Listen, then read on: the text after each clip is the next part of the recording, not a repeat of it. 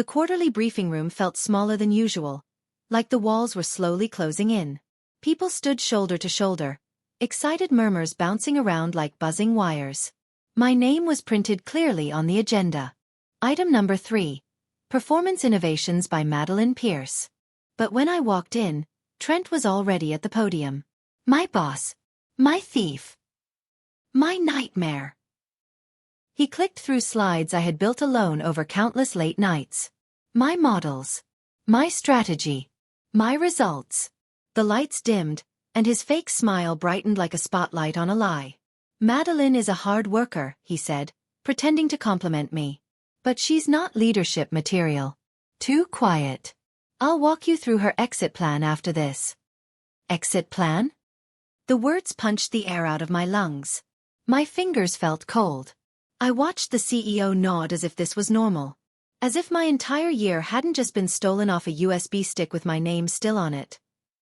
To continue, please smash the like button, subscribe and hit the notification bell so you never miss a revenge story. Drop your city in the comments if family ever betrayed you. Let's get this to 1 million likes. People turned to look at me, some confused, some relieved it wasn't them. My throat tightened, but my face stayed still. Come. Silent. Underestimated. They thought today would be my ending. They had no idea what I already set in motion. 3 months earlier, I was simply the quiet one. The analyst who did the work while louder people took the credit. The girl who wrote full strategies from scratch but watched Trent rewrite the introduction and call himself the author. Our Chicago office worshipped noise. Big voices, big egos, big lies. And Trent? He was king of all three. He loved people who laughed at his jokes. He loved people who praised him. But most of all, he loved my ideas, because I didn't fight back. Every time he stole something, he'd flash me a smirk and whisper, "Maddie, speak up or stay small." I hated confrontation. I hated the heat in my chest when people embarrassed me. I hated freezing when I should have fought. But I hated losing myself more. Still, I stayed quiet. I worked harder.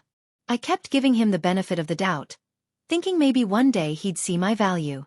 Then one morning, under blinding fluorescent lights and the smell of burnt coffee, he humiliated me so deeply that something cracked inside me. Not loudly. Not visibly. But enough that I snapped. Silently. It happened at our all-staff meeting. A huge gathering where every division head presented quarterly progress. I sat near the back, holding my laptop and waiting for my turn. Except there was no turn for me. Trent announced a brand new product strategy, a roadmap for the next 12 months. As soon as the first slide appeared, my stomach dropped. It was mine. Every detail. Every forecast. Every solution I had tested, refined, perfected. He thanked Jason, a junior analyst who worshipped him, for months of brilliant work. People clapped. Loud. Blind. Proud. I felt like the floor cracked under my feet. My ears rang. My fingertips went numb. Jason wouldn't even look at me. Trent did, just once. A small curve at the corner of his mouth. A private, poisonous smirk meant only for me. The room looked normal, but inside me something burned, dangerous and quiet. That night, I cried until I struggled to breathe. Until my vision blurred. Until my chest hurt. Then, with trembling hands, I opened my laptop. And I created a new document. Its title glowed back at me in the dark. Contingency Plan. A week later, fate cracked open a door I didn't know existed. I was walking down the hallway, balancing a stack of reports, when I heard 2 board members whispering. Their voices barely above a breath. VP of Strategic Development. Confidential search. 3 shortlisted candidates. My footsteps froze. VP? A role that would change the entire company? A role I had dreamed about but never dared to say out loud? I listened closer. They listed 3 names. None of them were mine. The truth hit hard. I wasn't just overlooked. I wasn't even a thought. Invisible. Replaceable. Forgettable. All because I wasn't loud enough for men like Trent to notice, unless they wanted to steal something from me. My chest tightened with something I had never felt before. A sharp, rising pressure. The hunger to be seen. The hunger to break the ceiling they pretended didn't even exist above me. That's when I realized something powerful. I wasn't going to ask for a seat. I wasn't going to beg for a chance. I wasn't going to wait for permission. I was going to take one. Quietly. Strategically.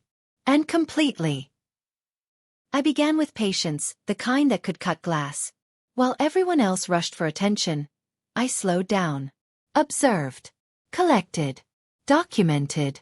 I created a folder on my desktop labeled Archive_2024. Inside it, I saved everything. Every email where Trent took credit. Every presentation draft he altered. Every message where he forgot to CC me. Every task he assigned someone else after I completed IT. Every meeting where he silenced me. I didn't confront him. I didn't complain. I didn't give him any sign that I was building something. Revenge wasn't my goal. Not yet. Survival was. But the first real crack in Trent's armor didn't come from data or strategy or performance metrics. It came from someone no one paid attention to. Someone invisible like I had been.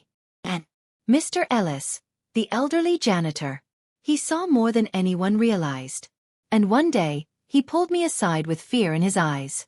That conversation changed everything. Mr. Ellis moved slowly, his steps soft like he didn't want anyone to hear them. He approached me while I stood by the copy machine, waiting for pages to spit out. "Miss Pierce," he whispered, checking over his shoulder. "Do you have a moment?" I nodded, confused. He motioned toward the hallway, away from cameras, away from wandering eyes. His hands shook slightly as he gripped his mop handle. "I shouldn't say anything," he murmured. "But I heard something last night." My heartbeat kicked up. "He was meeting with a few managers after hours," he continued. "Talking about burying you." He swallowed. "Professionally." Cold spread through my arms. "Who?" I asked, even though I already knew. He lowered his eyes. "Trent." My stomach tightened. He went on. "He said he'll make sure your performance review shows you as unstable and resistant. Said he'd push for your exit before the VP search." A shaky breath escaped me. Why was he telling me this? "I've seen good folks hurt by men like him," Mr. Ellis said quietly. "You're not like them. You work hard. You're honest. You don't deserve what's comin'." No one had warned me before. No one had ever protected me. I nodded slowly. "Thank you." That night, after everyone left, I slipped a tiny voice recorder into my desk drawer. The game had officially changed. 3 days later, the recorder captured it. I sat at my desk, pretending to work while Trent stood a few feet away, whispering to his newest puppet, Lydia from operations. My heart hammered as I kept typing, acting like I wasn't listening. "Tank her numbers," he said, voice crisp and cold. "Lower her client satisfaction scores. If she asks questions, tell her she missed the deadline." My fingers froze over the keyboard. "We need her out," he continued, "before the board even considers her for anything." Anything. Like VP. The recording caught every word. Sharp, clean, undeniable. I waited until they left, then gently retrieved the device and replayed it in my headphones. Hearing his voice saying it again made my stomach turn, but it also lit something hot and electric inside me. I had proof. Real proof. But I couldn't use it yet. If I fired too early, he'd paint me as desperate or unstable. He'd twist it, bury me with it. No. This was a long game, and timing was everything. So I saved the file. Backed it up twice. Hid it under labels no one would ever click on. The quiet girl wasn't so harmless anymore. And Trent had no idea. Please smash the like button, subscribe and hit the notification bell so you never miss a revenge story. Drop your comments if you have ever been betrayed. I didn't expect the message. It popped into my inbox at 7:18 p.m., long after most people had gone home.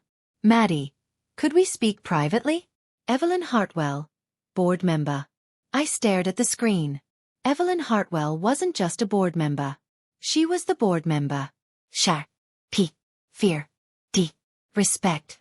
D. Untouchable. E. She didn't message analysts. She didn't even message directors. But she messaged me. I met her the next morning at a small cafe 2 blocks from the office. She sat at a corner table, posture straight, eyes clear like she could see through walls and people.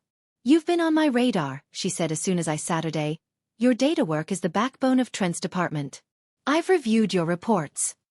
My chest tightened. She noticed my work? "I've also seen how often your name goes missing," she added. Heat rushed to my face. Embarrassment. Anger. Relief. "I'm paying attention, Madeline. More than you realize." No one had ever said that to me. Not in my whole career. She leaned in, lowering her voice. "I think you're better than the people overshadowing you." A small, unexpected sting hit my eyes. Validation shouldn't have hurt, but it did. Then Evelyn hit me with a proposition and a warning. Evelyn's voice stayed calm but sharp, slicing straight through every lie I'd been fed about staying quiet, staying small. "There is a VP role opening," she said. "It's not public yet. It's sensitive. Very political." I nodded, afraid to breathe too loudly. "Trent is pushing for it," she continued. "He's aggressive. Reckless. He'll sabotage anyone who threatens him." Her eyes locked onto mine. "Including you." My heart thudded hard against my ribs. "Me?" I whispered. "You're producing the results he's taking credit for," she said. "If the board sees the truth, you become a threat." She paused. "And he knows it." For the first time someone said it out loud. Someone important. "What should I do?" I asked softly. She smirked, the kind of smirk that said she'd climbed mountains and crushed people who tried to stop her. "Use what they think of you," she said. "They underestimate you, Madeline. Quiet isn't weak. Quiet observes. Quiet plans. Quiet strikes." Her words felt like fuel soaked into dry wood inside me. "Don't fight him now," she warned. "Not yet." "What do I do then?" She leaned back, eyes glinting. "Let him destroy himself." I walked away from that meeting taller than I'd ever felt. And determined in a way that scared even me. After meeting Evelyn, I changed everything, except what people saw. I didn't fight back. I didn't raise my voice. I didn't challenge Trent in meetings. I let him talk over me. Let him take credit. Let him shine with the light he stole from my work. Because every move he made now built my future case. Every word he said was another piece of evidence. Every stolen idea was another nail in his own coffin. Silence wasn't weakness, it was strategy. But silence couldn't stop him from pushing harder. The closer the VP selection got, the more desperate he became. He needed me gone, and everyone could feel it. Then he crossed the line from manipulation to malpractice. Late one evening, long after most of the office went home, I walked past Trent's glass-walled office. The lights were on. Papers were scattered across his desk. My performance reports. Except it wasn't mine. Not anymore. I stepped inside and picked up the pages. The numbers were wrong. The ratings slashed. The comments twisted. He had falsified my entire review. He wanted to fire me. My hands shook with rage. Instead of panicking, instead of crumbling, I lifted my phone and photographed every page. I walked out of Trent's office with my phone full of pictures and my stomach full of fire. He wasn't just trying to block a promotion anymore. He was trying to erase my entire career. The next morning, he pretended nothing had happened. He strolled past my desk humming, sipping his iced latte, acting like a man who owned the whole building. But I watched him differently now. His fake smile. The smirk he saved for me. The way he lowered his voice when talking to HR. He had no idea that I'd seen the forged review. No idea I had evidence. No idea I was waiting for the perfect moment. But his behavior only grew worse. 2 days later, he blocked me from a major client meeting. One I'd prepared the slides for. When I asked why, he didn't even hide the smugness. "You're too emotionally unreliable," he said, straightening his tie like he was posing for a magazine. "I'll handle this." Emotionally unreliable? I swallowed the insult, but something inside me split open. Not from pain. From clarity. This wasn't fear anymore. This was strategy. So I sat back in my chair and waited. Because I already knew something Trent didn't. That meeting he stole? It wouldn't just fail to hurt me. It would become the moment everything changed. I found out the next day. The client, one of our biggest, called the CEO directly. Apparently, they noticed I wasn't in the room and asked Trent where I was. He told them, the CEO later explained, that you weren't capable of handling high-pressure environments. My jaw clenched so hard I felt it click. The client didn't believe him. They knew my work. They'd trusted my reports for over a year. So they complained. Loudly. Formally. I didn't learn this through gossip. I learned it when the CEO himself sent me a message. Please come to my office. Nah. Cole Whitmore. My breath caught. The CEO? Messaging me directly? When I walked in, he was standing by the window, arms folded, looking out at the Chicago skyline like he was analyzing the entire city. He turned slowly. Maddie, he said in a low voice, you've been quiet too long. The words hit me deep. He studied me, not like I was a problem but like I was a puzzle he finally understood. You weren't the one failing, he said. You were being pushed down. My throat tightened. Then he told me something that nearly knocked me off my feet. Something that changed every single rule of the game. Cole lowered his voice as he continued. We're opening a VP role soon. The board is selecting candidates. My pulse jumped. I've spoken to Evelyn, he added. She recommended you. My breath caught. But, he said, raising a finger, it has to remain confidential. You cannot tell Trent. You cannot hint at it. You cannot change your behavior. I nodded, even as panic whispered in the back of my mind. Trent would destroy me if he learned I was in the running. You will be the fourth candidate, Cole said. The board wants someone unexpected. Unexpected. Invisible. Me. I walked out of the CEO's office feeling like the floor under my feet had disappeared. I wasn't dreaming. I wasn't imagining things. I wasn't overreacting. The people who mattered finally saw me. But the universe has a cruel sense of timing. Because by the time I returned to my floor, the office was buzzing. Whispers. Long looks. Someone had leaked the VP list. And Trent was standing by my desk. Waiting. His smile sharp as a knife. So, Trent said, stepping into my space like he owned the air I breathed. You think you can go behind my back? His voice was low but full of anger he could barely contain. I didn't answer. Didn't shake. Didn't look away. My silence was gasoline on his fire. You, he spat. You think you're VP material? A few nearby employees froze, pretending to work as they listened. You don't have what it takes, he said. You have no presence, no authority, no voice. Presence? Authority? Voice. Funny how the quiet only bothered him when it threatened him. He pointed at me. You will not embarrass me in front of the board. Whatever game you're playing ends now. Game. He had no idea what game he'd actually stepped into. I simply folded my hands on my lap and stared up at him calmly. He hated that. Hated that he couldn't break me. Hated that my silence said more than shouting ever could. His jaw tightened, veins pressing against his temple. You won't win, he said through clenched teeth. He turned and stormed off. But he had already made his biggest mistake. He had shown everyone exactly what he was. And he wasn't done ruining himself. Please click the like button, subscribe and hit the notification bell so you never miss a revenge story. Drop your comments if you have ever been betrayed. The explosion happened during the next leadership roundtable. It was supposed to be a calm meeting. Directors, managers, and a few analysts, including me, gathered around a long glass table. When I entered, Trent was already pacing like a storm trapped in a suit. The moment I sat, he snapped. This is ridiculous, he barked, slamming his palm on the table. She's a risk. The room went silent. Everyone stared. He wasn't talking about numbers or budgets. He was talking about me. And not privately. Publicly.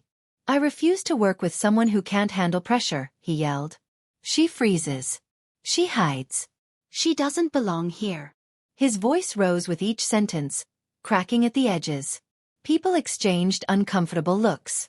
A few managers shifted in their seats. Someone started recording. I saw the phone, angled low, red button blinking softly. I stayed still. Composed. Silent. My stillness made him unravel even faster. "You are ruining this company," he shouted across the table. "You are dead weight." He was sweating now, face red, hair sticking to his forehead. And everyone was watching. Not me. Him. By the time he stormed out of the room, the quiet was so thick it felt like fog. Someone whispered. She didn't even say a word. What they didn't know was that someone had recorded every second. And soon, the board would hear it. The recording spread like wildfire, though I didn't know who had sent it. One moment, the leadership meeting was over. The next, the board had the full audio of Trent's meltdown. I didn't celebrate. Not yet. I stayed at my desk, heart thundering, fingers tapping an invisible rhythm on the keyboard. Silence had become my weapon, and Trent's recklessness had handed me the first real advantage. Then the call came, a confidential interview with the board. I felt my stomach twist. The room would be cold, the questions sharp. But I was ready. I had prepared for months. Evidence, strategy, composure. When I walked into the boardroom, the weight of 30 pairs of eyes pinned me to the floor. They didn't want a quiet analyst. They wanted someone who could survive manipulation, sabotage, and greed. Someone strong, but unseen until the right moment. They asked me about everything. My ideas, my methods, my ability to survive in a hostile environment. I didn't embellish. I didn't plead. I told them the truth. I stayed quiet because I had to. I survived because I had to. Now, I was ready to lead. Evelyn leaned forward, her eyes sharp, probing. What else are we not seeing? I hesitated, not out of fear, but because the best part was still hidden. Evelyn knew. She knew about the falsified report, though I hadn't told anyone. We found inconsistencies in your review, she said. Did you notice anything unusual? I felt my pulse spike. This was a test. A trap. But for Trent. I calmly retrieved my phone, unlocking the folder with photos of the altered documents. I laid them on the table, letting the evidence speak for itself. The board's expressions darkened. Whispers circulated. A few heads tilted in shock. Trent had thought he was untouchable. He had no idea the quiet one, me, was always paying attention. Impressive, Evelyn murmured. You've kept everything intact, just as we suspected. My stomach coiled with anticipation. Every lie, every sabotage attempt, every unfair review Trent had orchestrated would now be examined by the very people who held the power to end him. The room's tension thickened as they requested an emergency executive session. I left the boardroom, heart hammering, sweat cooling on my neck. Outside, the corridor was empty, but I felt the gravity of what was coming. This was the moment that would either crush me or elevate me. And I had already decided it would be the latter. I waited outside the boardroom. 30 minutes. 45. An hour. Each tick of the wall clock was a drumbeat in my chest. Finally Cole, the CEO, emerged. His expression was unreadable. Calm. Controlled. Dangerous.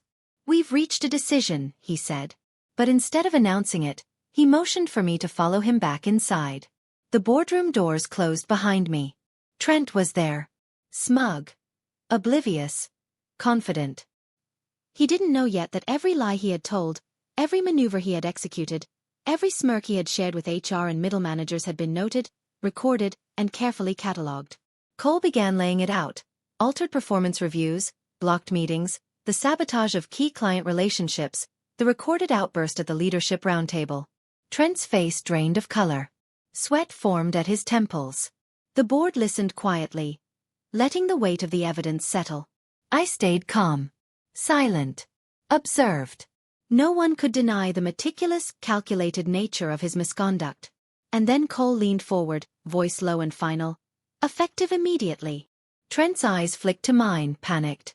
He was about to learn the full scope of his downfall. The verdict landed like a hammer. Trent Fletcher was removed from his position. Security had been prepped. He tried to protest, to twist the narrative. Every word only tightened the noose. Every argument exposed his arrogance. I watched, silent, as his empire of lies collapsed in minutes. Then Cole turned to me, voice calm but resolute. We've chosen a new VP. The board's gaze swept the room. They weren't looking for noise. They were looking for strength, strategy, integrity. And I was standing there. Evelyn's eyes met mine from across the table. There was a glint of approval. A spark that said, "You've survived the impossible, and now it's your turn." I stepped forward, the weight of months of humiliation, fear, and invisibility giving way to something stronger. Power tempered with patience. Strength measured in quiet. The boardroom held its collective breath. Every eye on me. Every expectation, every doubt, every underestimated moment poised for revelation. This was it. The moment I transformed from the overlooked analyst into something unstoppable. And I was ready. The executive session lasted for what felt like eternity. I paced, barely noticing the cold floor under my heels. Each tick of the clock matched the drum of my pulse. Finally, Cole appeared, signaling me to follow. The tension in the hallway was suffocating, every step echoing in my ears. Inside, Trent was still unaware that the game had shifted entirely. The room smelled of polished wood, coffee, and power, the kind that could crush careers in an instant. Cole opened his mouth. "We've documented everything. All misconduct. Every attempt to undermine our candidates." I watched Trent swallow hard, trying to maintain composure, failing. "You understand the board's decision?" Cole asked. Trent nodded, pale. Then Cole's gaze shifted to me. "Madeline Pierce, the board has a message for you, but first." The moment hung in suspended silence, thick like storm clouds. I could feel every heartbeat, every breath of everyone in the room. And then Cole said it, words I had imagined 1,000 times, words that would flip everything. "The new vice president will be." My pulse skipped, the air electric. I inhaled, calm, ready for vindication, ready for triumph. Please click the like button, subscribe and hit the notification bell so you never miss a revenge story. Drop your comments if you have ever been betrayed. The boardroom doors opened, and I stepped in beside Cole. Every eye turned to me, Trent's included. He looked confident at first, smug as ever, until he saw my calm expression. His smile faltered. Cole began, clear and deliberate.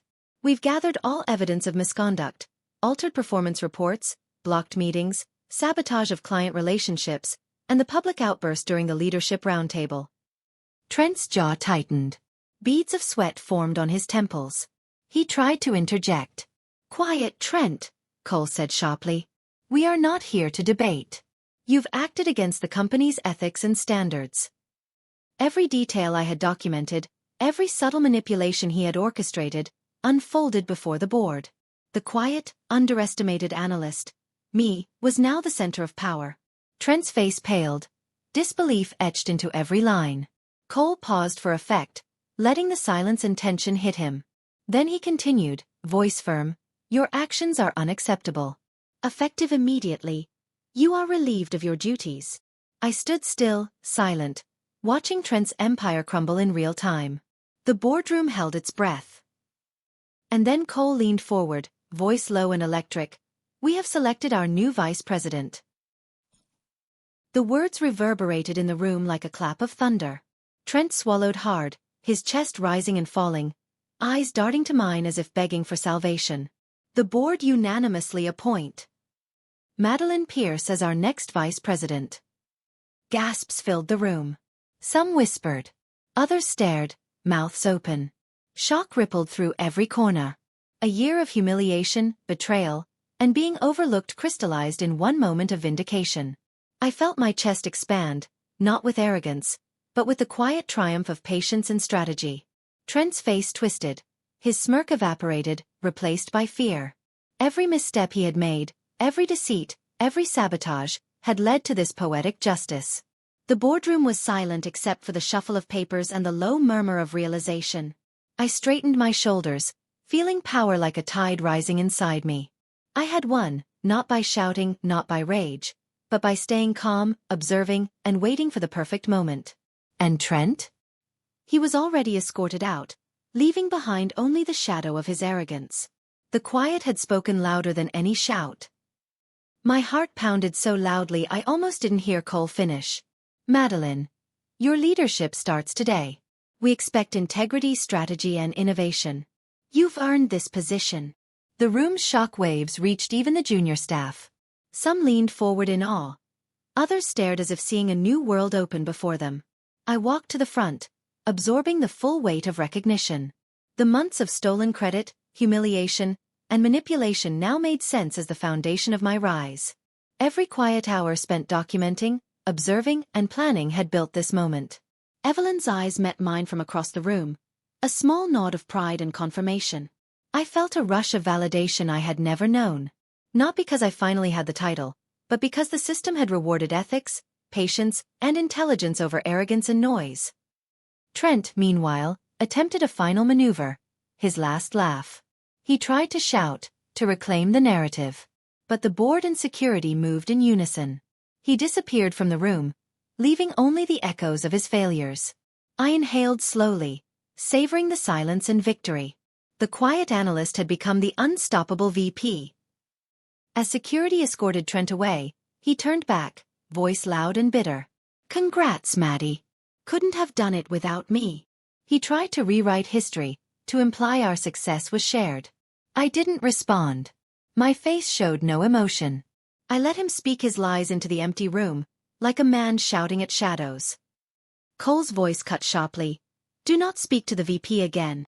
Everyone in the room watched as Trent disappeared down the hallway, a monument to arrogance undone by his own schemes.